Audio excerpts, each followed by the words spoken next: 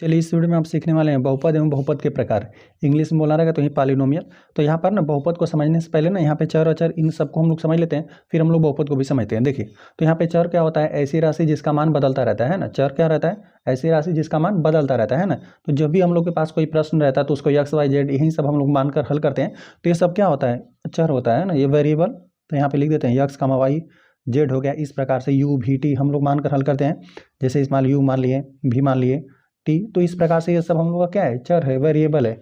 अलग अलग प्रश्नों के लिए एक्स, इसी एक्स का मान अलग अलग प्रश्नों के अलग अलग अलग आता है, ठीक है। तो ये सब हम लोग का चर बना। अच्छा, यहाँ पे अचर क्या होता है, अचर कांस्टेंट वे राशि जिसका मान फिक्स रहता है ना, जिसका मान बदलेगा नहीं है ना। यहाँ पे कोई भी आपकी वास्तविक संख्या हो सकता है। जैसे कि यहाँ पर हम लोग लिख दे 2 करड़ी में 3 हो गया, यहाँ पे 2 हो गया, करड़ी में 3 हो गया, 1/2 हो गया। यहाँ पर आपकी कोई भी संख्या रहे, ठीक है। अचर अचर क्या रहेगा, ऐसी राशि जिसका मान फिक्स रहेगा। यहाँ पे कोई भी वास्तविक संख्या हो सकती है। तो इस प्रकार से हम डॉट डॉट बना देते हैं। तो यही होता है चर और अचर, है ना। चर वे राशियाँ जिसका मान बदलता रहता है उसे बोलते हैं चर, ठीक है, वेरिएबल। और यहाँ पे अचर किसको कहते हैं, यह होता है कांस्टेंट। वे राशियाँ जिसका मान फिक्स रहे ना उसे कह देते हैं अचर। अच्छा, अब बीजी व्यंजक किसको कहते हैं, बीजी व्यंजक ना इन्हीं दोनों को आपको मिला देना रहता है ना। इन्हीं दोनों को, मतलब यहाँ पर जो आपको चर हैं इन्हीं पर जोड़ घटाना गुणा भाग की संक्रिया आप लगा देंगे ना, यहीं पर इनको भी मिलाकर, ठीक है। जोड़ घटाने की संख्या इन पर चर पर लग जाता है तो उसे बीजी व्यंजक कह देते हैं। जैसे देखिए हम सिंपली एक्स प्लस 2 लिखते हैं, ठीक है। एक्स प्लस 2 हमने लिख दिया तो यह क्या हो गया, हम लोग का बीजी व्यंजक हो गया, है ना। यहाँ पे चर है, इस पर कुछ भी जोड़ घटान गुणा भाग की संक्रिया लगी ना, तो ये अब हम लोग का क्या हो गया, बीजी व्यंजक हो गया। जैसे कामा यहाँ पे 1/, हम एक्स लिख दें, ठीक है। तो यह भी हम लोग क्या हो गया, बीजी व्यंजक हो गया। जैसे हम लिख दें x square plus 1/x square हम लिख दिया, है ना। इस प्रकार से हम लिख देते हैं, ये सब क्या हो गया, बीजी व्यंजक, कुछ भी हो जाए, ठीक है। जैसे हम यहाँ पे लिख देते हैं x square plus y square, यहाँ पे बटा 2 लिख देते हैं। इस प्रकार से कुछ भी आप लिख दीजिए।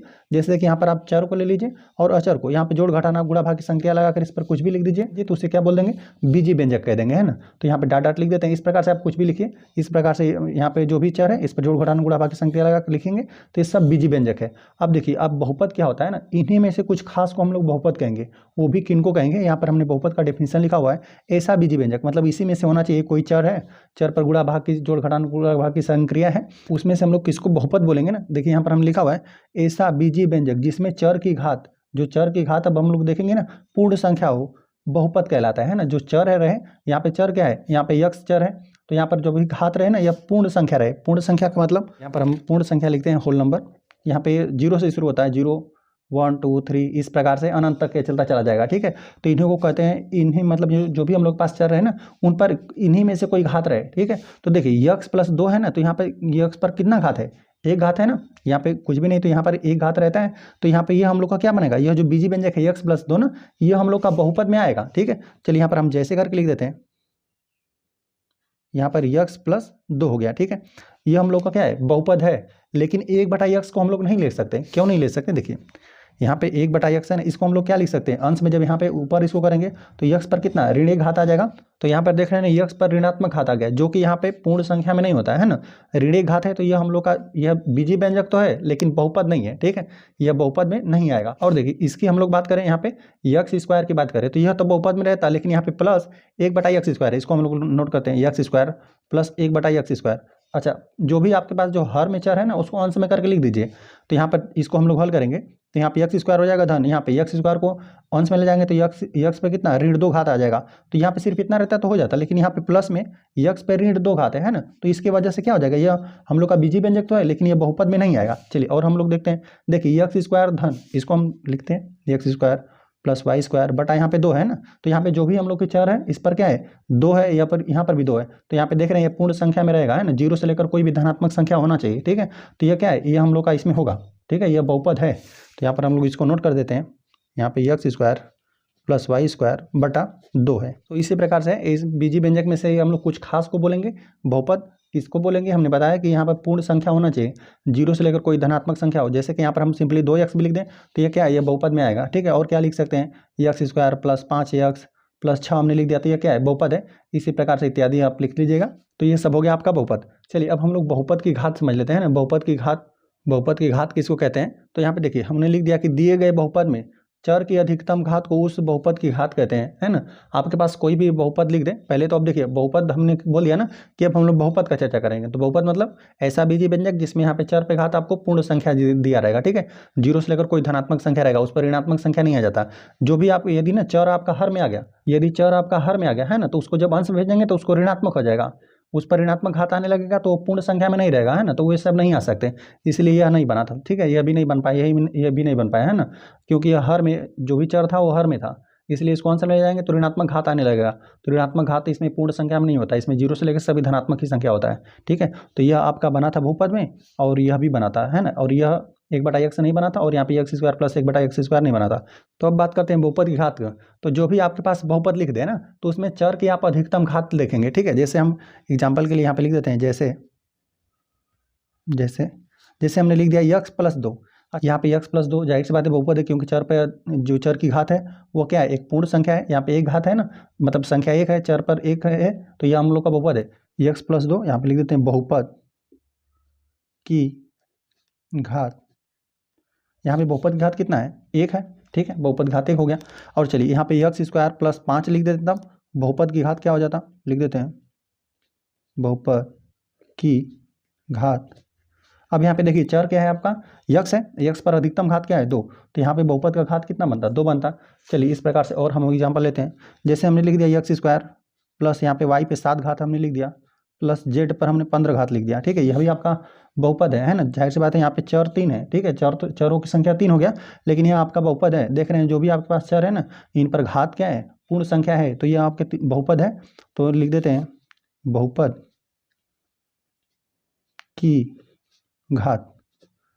बहुपद का घात क्या है, यहाँ पे देख रहे हैं 3 चर है, तीनों चरों में से जो जिस चर के पास अधिकतम घात है, कितना घात है, यहाँ पर z पर ही 15 घात है, तो यह इस बहुपद की घात कितना बनेगा, 15 बनेगा। तो इसी प्रकार से जो भी आपके पास बहुपद दिया रहेगा उसके आप घात ज्ञात कर पाएंगे, ठीक है। चलिए अब हम लोग बहुपद के प्रकार समझते हैं, ठीक है। यहाँ पर हम लिख देते हैं बहुपद के प्रकार। चलिए हमने लिख दिया शून्य बहुपद। शून्य बहुपद क्या होता है, ऐसा बहुपद जिसमें चर की अधिकतम घात शून्य हो, शून्य बहुपद कहलाता है ना। जो भी आपके पास बहुपद रहेगा उसमें जो चर की घात क्या रहेगा, शून्य रहेगा। तो इसमें ना आपकी सभी वास्तविक संख्याएं हो जाएंगी। जैसे देखिए यहाँ पर हम करड़ी में 2 लिख दें, है ना। यहाँ पे चर आपको चर ही नहीं दिख रहा है, तो इसके यदि आप लाना चाहते हैं तो कोई भी आप चर लिखिए, उस पर घात क्या लगा देंगे, 0। किसी भी चर पर यहाँ पे घात 0 रहता है ना, तो उसका वैल्यू कितना हो जाता है, 1 हो जाता है। तो यहाँ पे करड़ी में 2 हो गया, है ना। इसी प्रकार से आप कोई भी संख्या लिख दीजिए, जैसे हम लिख देते हैं 5 लिख देते हैं, ऋण 6 लिख दिए, ये सब सभी वास्तविक संख्याओं को आप लिख देंगे ना, तो यह शून्य बहुपद होगा। ऐसा बहुपद जिसमें आपके ना जो चर है उस पर अधिकतम घात क्या हो, शून्य हो। और जाहिर सी बात है किसी संख्या पर या किसी चर पर घात शून्य आ गया तो उसका वैल्यू कितना हो जाता है, 1 हो जाता है ना। तो यहाँ से समाप्ति हो जाएगा, है, यहाँ से चर जो है समाप्त हो जाएगा। जैसे यहाँ पर चलिए हम करड़ी में 7 लिख दिए, ठीक है। कोई भी आप वास्तविक संख्या लिख सकते हैं। यहाँ पर y पे घात हम 0 लिख देते हैं, है ना। y पर कोई भी चर रहेगा उस पर घात 0, मतलब यहाँ से हटा दीजिए, ठीक है। जो भी रहेगा आपका वास्तविक संख्या रहेगा। इसी प्रकार से यह ऐसे बहुपद है जिसमें चर, आपको चर तो रहेगा ही नहीं, ठीक है। रहेगा भी तो उस पर घात कितना, शून्य रहेगा। शून्य घात होने की वजह से उसका वैल्यू कितना हो जाएगा, 1 हो जाएगा। और सिर्फ आपकी जो भी संख्या रहेगा, है ना, तो ये होता है शून्य बहुपद। चलिए अब आ जाते हैं रैखिक बहुपद। रैखिक बहुपद क्या होता है ना, ऐसा बहुपद जिसमें चर की अधिकतम घात 1 हो, ठीक है। चर पर अधिकतम घात 0 था तो उसे शून्य बहुपद, यदि उसी चर पर अधिकतम घात 1 हो जाए तो उसे बोलते हैं रैखिक बहुपद, है ना। तो यहाँ पर हमने लिख दिया ऐसा बहुपद जिसमें चर की अधिकतम घात 1 हो, रैखिक बहुपद कहलाता है। एग्जाम्पल के लिए x + 2 हमने लिख दिया। यहाँ पे देख रहे हैं जो चर है उस पर अधिकतम घात कितना है, 1 है, तो यह आपका रैखिक बहुपद है। चलिए यहाँ पर हमने लिख दिया x + y, ठीक है। x + y लिख दिया, तो ये भी हम लोग का एक रैखिक बहुपद है ना। इसमें भी क्या है, यह x अलग है, प्लस है यहाँ पे y, x + y है ना। तो इस पर अधिकतम घात देखें तो 1 ही है, ठीक है। इस प्रकार से और कुछ लिख सकते हैं, x + y + z लिख दीजिए, ठीक है, या फिर y + 5 लिख दीजिए। इस प्रकार से कुछ भी आप लिख सकते हैं। तो ये सब क्या है, रैखिक बहुपद। देखेंगे जो भी आपका चर रहेगा, चर हमने बताया कि अधिकतम घात देखने के लिए हमने बताया कि किस प्रकार से बहुपद का घात देखा जाता है, ठीक है। जो भी आपके पास बहुपद रहे, चर पर जो अधिकतम घात होता है वही बहुपद का घात कहलाता है। तो यहाँ पे चर पर हम लोग देख रहे हैं कि अधिकतम कितना है, 1 ही घात है। तो यहाँ पे इस बहुपद का घात कितना बना, इस बहुपद का घात 1 है, तो ये रैखिक बहुपद कहलाए। इस बहुपद पर वही देख रहे हैं, यहाँ पर भी 1 घात है, यहाँ पर भी 1 घात है, तो यह भी रैखिक बहुपद है। यहाँ पे चर भले से 2 है, 3 है, चर अधिक हो जा रहे हैं, लेकिन जो भी हम लोग का चर पर घात है ना उस 1 ही है, ठीक है। इस पर भी 1 है, यहाँ पर भी, यहाँ पर भी 1 है, और तीनों यहाँ पे प्लस करके जुड़े हुए हैं। यहाँ पर चर पर अधिकतम घात 1 है, इसलिए ये सब क्या है, रैखिक बहुपद है। तो इसी प्रकार से हो गया। चलिए हमने लिख दिया द्विघात बहुपद। ऐसा बहुपद जिसमें चर की अधिकतम घात 2 हो, द्विघात बहुपद कहलाता है। जैसे में लिख देते हैं यहाँ पे x² प्लस हमने 5 लिख दिया, ठीक है। यहाँ पे चर है, चर पर अधिकतम घात 2 है, तो ये क्या बना, द्विघात बहुपद। जैसे हमने लिख दिया y² प्लस 5y प्लस 6, तो ये हम लोग का क्या है, द्विघात बहुपद है। इसी प्रकार से लिख दीजिए एक्स स्क्वायर प्लस यहाँ पे वाई स्क्वायर लिख दिया, तो यहाँ पे ये क्या है, द्विघात ही बहुपद है, बस इसमें चरों की संख्या क्या है, 2 है। तो इस प्रकार से ये सब बनेगा द्विघात बहुपद। चलिए अब आ जाते हैं त्रिघात बहुपद। ऐसा बहुपद जिसमें चर के अधिकतम घात कितना रहेगा, 3 रहेगा, तो उसे कह देंगे त्रिघाती बहुपद। एग्जाम्पल के लिए यहाँ पे लिख देते हैं एक्स पर 3 घात, यहाँ पे प्लस यहाँ पे वाई पर 2 घात लिख देते हैं, प्लस यहाँ पे 6 हमने लिख दिया है ना। तो यहाँ पे देख रहे हैं कि एक बहुपद लिखा गया है, यहाँ पे चर पर अधिकतम घात कितना है, 3 है, तो यह त्रिघाती बहुपद कहलाएगा। चलिए यहाँ पर और लिख देते हैं, जैसे वाई पर सिर्फ 3 घात हमने लिख दिया तभी भी यह त्रिघाती बहुपद है ना। और यहाँ पर हम चलिए यहाँ पे लिख देते हैं एक बार एक्स पर 3 घात प्लस यहाँ पे 2x square plus x plus 2, इस प्रकार से आप जितना भी लिख देंगे, बस आप चर पर देखेंगे, चर पर अधिकतम घात कितना होना चाहिए, 3 होना चाहिए। यहाँ पे देख रहे हैं 2 घात है 1 घात है, तो यहाँ पे जो चर पर सबसे अधिकतम घात रहता है वही बहुपद की घात कहलाता है ना। तो चर पर अधिकतम 3 घात है, यहाँ पे 2 घात है 1 घात है, यहाँ पे 0 घात है, तो यहाँ पे चर पर अधिकतम घात 3 है, तो यहाँ पे त्रिघाती बहुपद कहलाएगा। यहाँ पर भी जो चर है उस पर अधिकतम घात 3 है, तो ये त्रिघाती बहुपद है। यहाँ पे भी देख रहे हैं, यहाँ पे चर देखेंगे, यहाँ पे 2 चर है, लेकिन यहाँ पे देख रहे हैं कि यहाँ पे अधिक है ना, चर पर अधिकतम घात है, तो यहाँ पे इस बहुपद का घात कितना बनेगा, यह 3 घात बना। तो इसी प्रकार से बहुपद पर जितनी घात रहे उससे उतनी घात का बहुपद बोल देंगे। तो यहाँ पे त्रिघात हो गया, यदि यहीं पर एक्स पर यदि 4 घात आ जाता तो 4 घात का बहुपद बोल देते हैं, 5 घात का, जो भी रहे बहुपद की घात हमने निकालना आपको बता दिया कि जो भी आपका बहुपद रहे, चर पर अधिकतम घात देख लेंगे, उसे बहुपद की घात कह देंगे, ठीक है।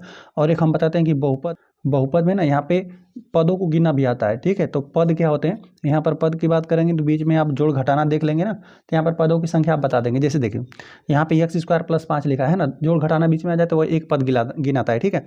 यहाँ पे देखिए ये एक्स स्क्वायर बना, यहाँ पे प्लस चिन्ह आ गया ना, तो अब ये दूसरा पद बना, ये 2 पद बना, ठीक है। अब यहाँ पर देख रहे हैं यहाँ पर कुल कितना पद है, तो यहाँ पे वाई स्क्वायर को 1 ले लेंगे, यहाँ पे धन का चिन्ह आ गया ना, तो यह दूसरा पद बना, ये दूसरा पद। अब देखिए यहाँ पे प्लस आ गया, तो यहाँ पर ये कितना बनेगा, यह तीसरा पद हो गया, ठीक है। ये कुल 3 पद है। यहाँ पे देखेंगे x square plus y square है, तो एक पद या इस प्रकार से 2 पद बना, ठीक है। इसमें गिना रहेगा, तो यहाँ पे ये 1 पद, यहाँ पे ये 2 पद, यहाँ पे ये 3 पद, ठीक है। तो इस बहुपद की बात करेंगे तो कितना पद बना, इसमें 3 पद है। और देखिए यहाँ पर देख रहे हैं वाई पर 3 घात है, तो इसमें कुल कितने पद हैं, इस बहुपद में सिर्फ 1 पद है, ठीक है। 1 पद बोलेंगे, एक पदी बहुपद है। या 2 घात मतलब 2 पद रहता है तो द्विपदी बहुपद बोलते हैं, 3 पद रहता है तो त्रिपदी बहुपद। इसी प्रकार से देखिए इसमें कुल कितने पद हैं, 1 पद, यहाँ पर प्लस आ गया ना, तो यहाँ पे 2 पद, यहाँ पर ये कुल 3 पद, यहाँ पर कुल 4 पद। तो इस बहुपद में की बात करेंगे तो इसमें कुल 4 पद होगा। चलिए ठीक है, तो यही बहुपद के बारे में बेसिक जानकारी था जो भी हमने बता दिया। चलिए ठीक है, वीडियो पसंद आए तो वीडियो को लाइक कर दीजिए, यदि चैनल बनाया तो कृपया चैनल को सब्सक्राइब कर दीजिए।